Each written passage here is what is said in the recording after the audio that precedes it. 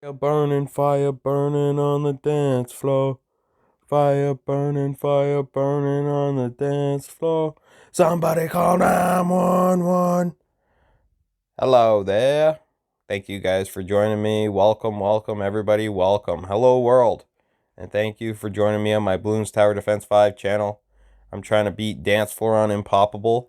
I've already beaten it before. I had the video recorded. All I needed to do was upload it, but I accidentally deleted it. So here we are again trying to defeat this. And what I will say is that I had very little difficulty the first time that I played this on Impoppable. I beat it first time. Yet it's taken me 3 times on video post haste trying to defeat it, talking. So I will say that adding the element of discussing things while you're doing this is definitely difficult. You know, it adds an element of difficulty. I just want to say that to everybody. So, you know, if you are distracted while you're playing your Bloons Tower Defense 5 game, just know that if you eliminate those distractions, you might have a better chance of winning. Or maybe the distractions help. Who knows? Sometimes, like, listening to music, I've been listening to that Back to Me by Kanye West over and over and over again on repeat, usually while I'm playing this game. So I'm not taking the safe strategy like I have before. I'm going to start doing that right now, actually. I'm just going to take the safe strategy. There are some things that I know that just kind of work, but I've been focusing on getting more so the balloon traps just to help build up a nice big cash stack so that I can kind of roll through this game a little bit easier. So I'm not going to do that right now. We're just going to follow the standard strat, relatively standard strat, you know, just to be able to get the popping power to make sure that we get through this game, because I actually want to finish this one in this video. So, because I want to be over dance floor. I'm already done it. I think the next one's like Nazarene lines or something like that. But dance floor was fairly fun and easy. I'm struggling right now just because I'm talking while I'm doing this, but that's the nature of the game. You know, commentary. It's funny because I'm surprised that there's these big streamers that they can stream and they can talk at the same time. You know, I mean, I guess there's streamers, guys like Aiden Ross, as far as I know. Guys, like I've never really watched Aiden Ross. I've seen a couple of clips. You know what's funny? I didn't know you guys, anybody who's watching this, if you guys listen to rap or uh follow R&B and rap music, there's Tony Lanez. I'm not sure exactly how you say his name. I think it's Tony Lanes actually. But Tony Lanes, he was on an Aiden Ross live stream and he was like rapping. You know, they were freestyling, I think, live. And honestly, I find some of the stuff that they do with those live streams and freestyling live, it tends to be quite embarrassing just because of how bad it is. But this Tony Lanes guy, he hit like this beautiful bar and he rapped this beautiful set of words that were just, it was just like, wow, like that was really good. You know, you got to give the guy credit. Uh, and the video popped off and went pretty big, but I don't know what the hell happened to Tony Lanes now. I'm not sure what's happened to him. He seems to have disappeared. But I don't follow him either. You know, it's like a lot of these guys, it's like you only really see shit when stuff pops up big. You know, even Kanye West just came out with a new album like last week or a couple weeks ago, and I didn't even really notice it, you know, until all of a sudden it popped up on my Spotify. I almost said Shopify. I mix those two up way more than I'd like to admit. You know, Shopify and Spotify. You'd think that they'd be relatively simple to remember, and they are, but they're so similar. Like it's like two guys, Norm McDonald and Mark Norman. Their names fuck me up too. Those are two that it's like, come on, boys. Like, get it together. Get it together, gentlemen.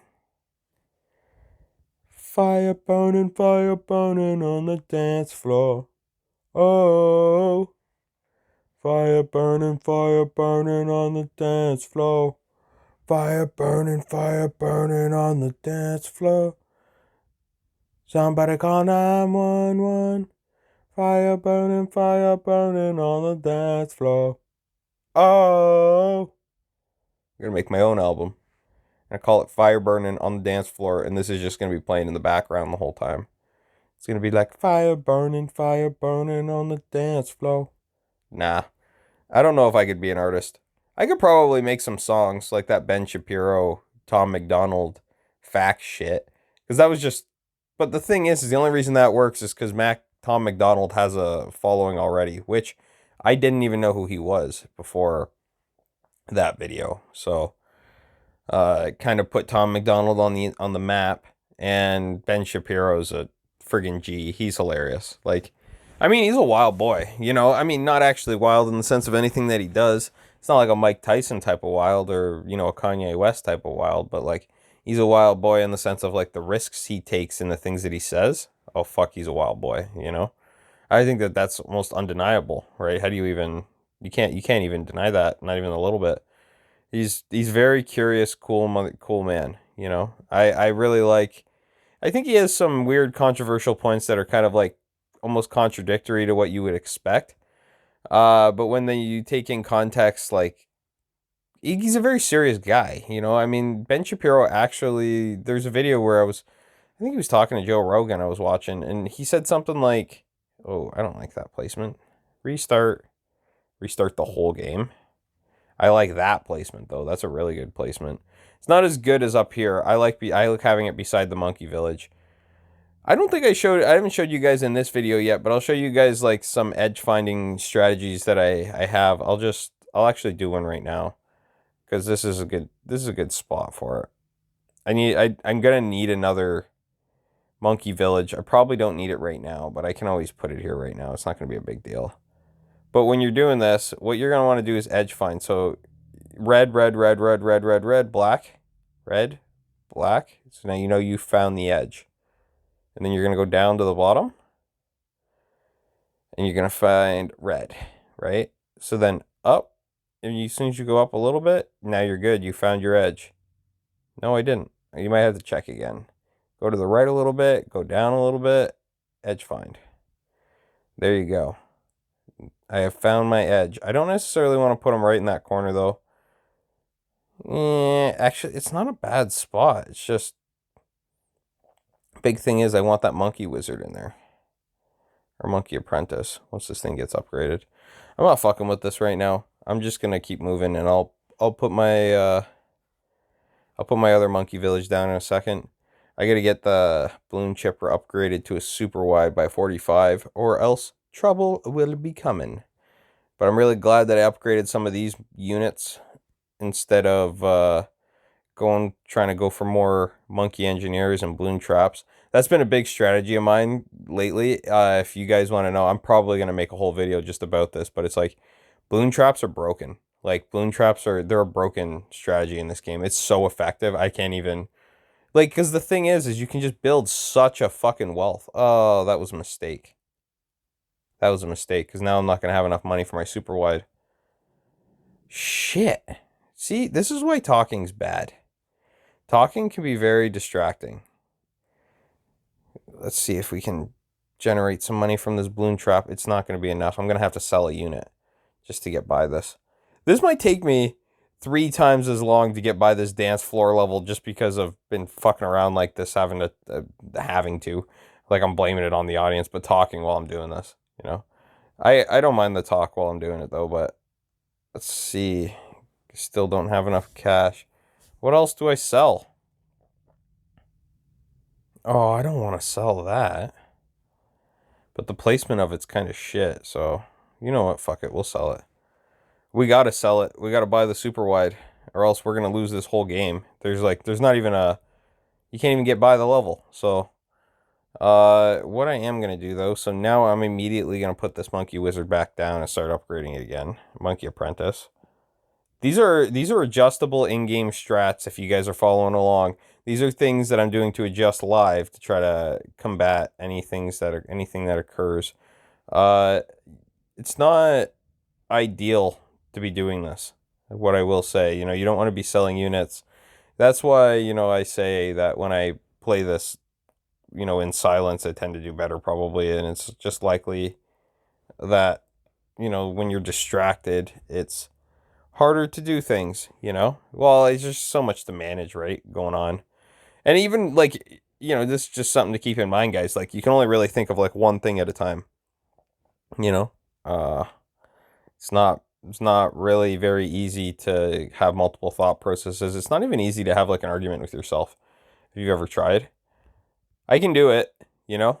It's way easier to even flesh out an argument in front of somebody uh if you have them there and you're just bouncing kind of ideas off of them.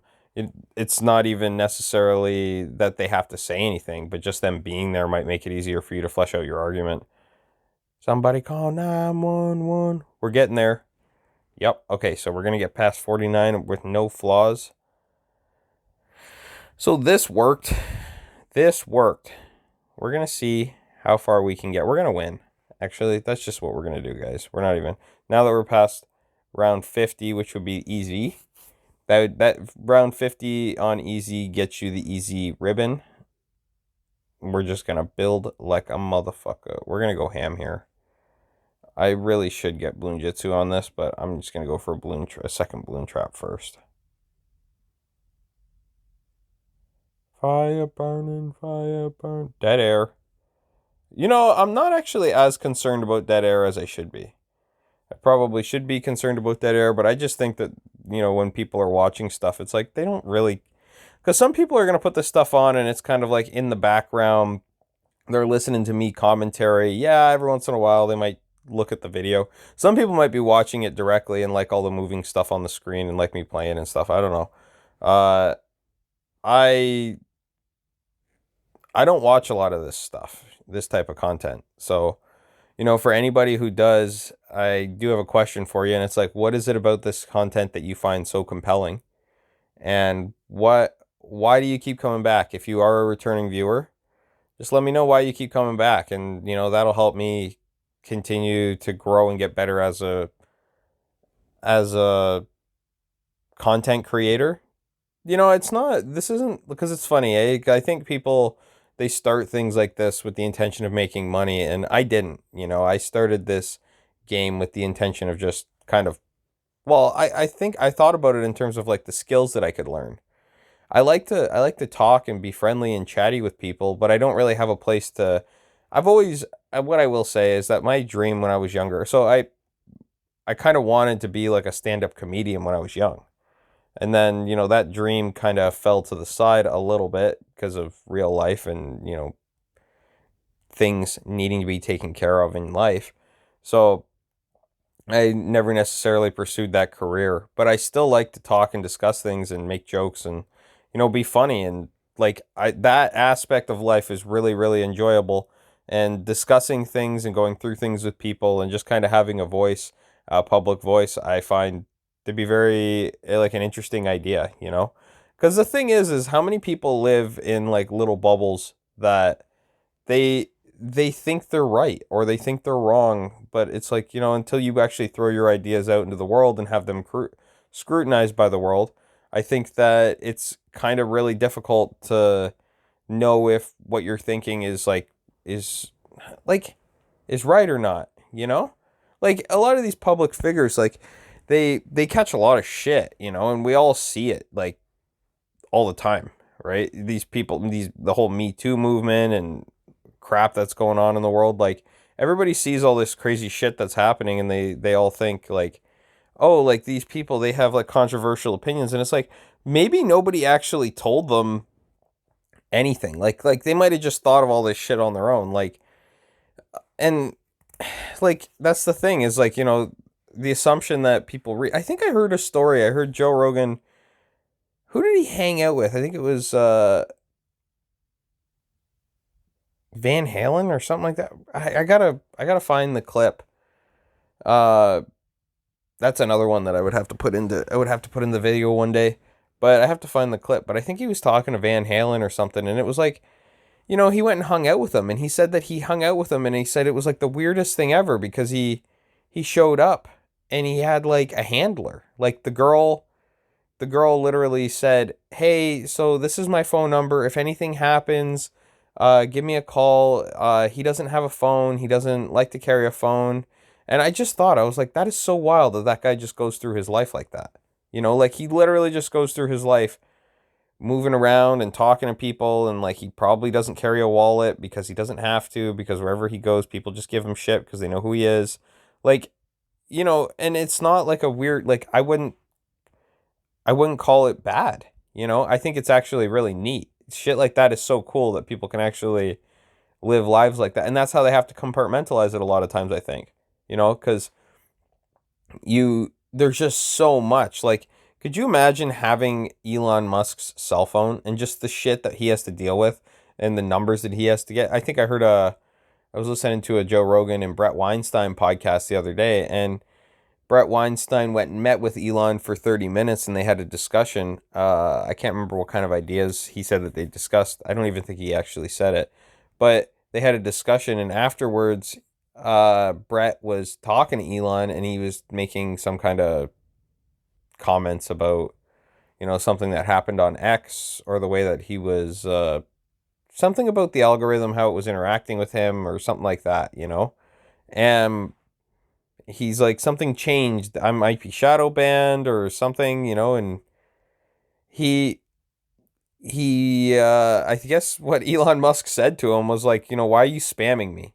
And I thought it was funny because, it's such a human reaction that if somebody's like overwhelming you with text messages, you just want to be like, can you shut the fuck up? Like, hey, like I'm like, I got shit to do.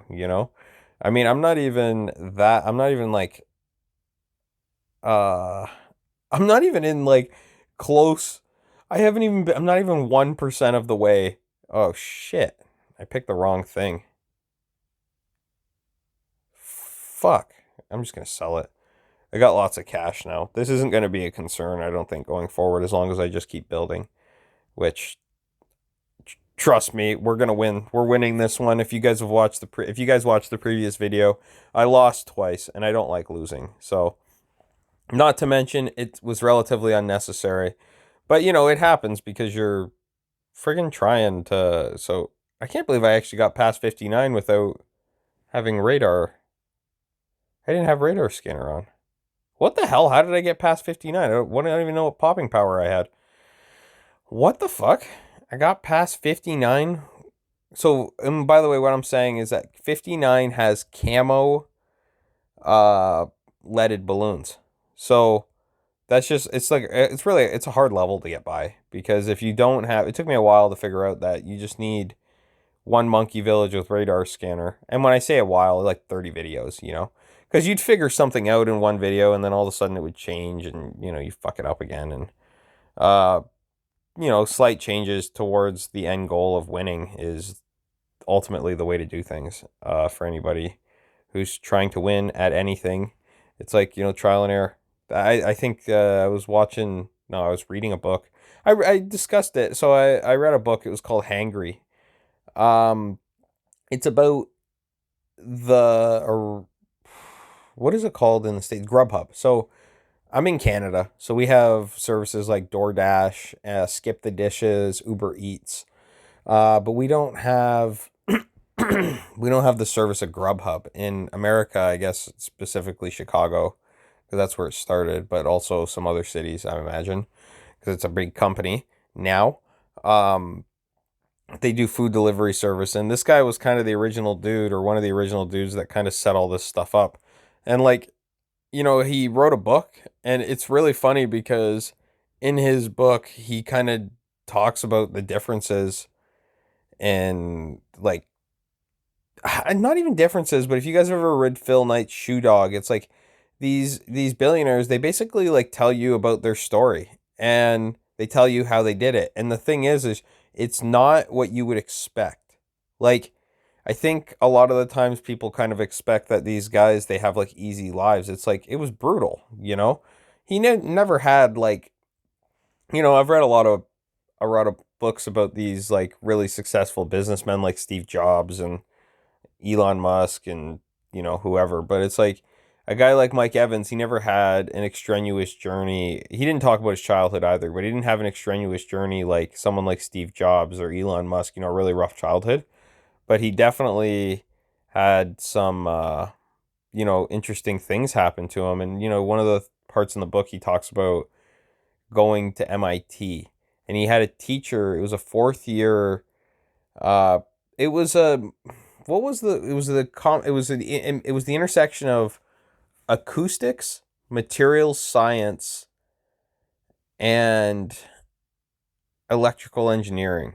I think was, and I guess it would be material, like, well, materials. It wouldn't be mechanical so much. I mean, acoustics, yeah. I mean, there's some mechanical engineering as part of the acoustics stuff, but I would say that that's fairly minor. Like the mathematics behind the acoustics would be much more important uh than any, like the mechanical side of it would be simple compared to that, you know? So anyway, what he was talking about was how it was probably the hardest and most important. Ooh, shit. We are not supposed to lose here. We are not supposed to lose here. We are not supposed to lose here. I did not want to lose here. You know, fuck this. I'm just gonna upload these videos. I'm gonna beat this eventually. I'm gonna try to do this again, but that's kind of annoying to be honest. Anyway, thank you guys for watching. Have a good one, eh? Bye.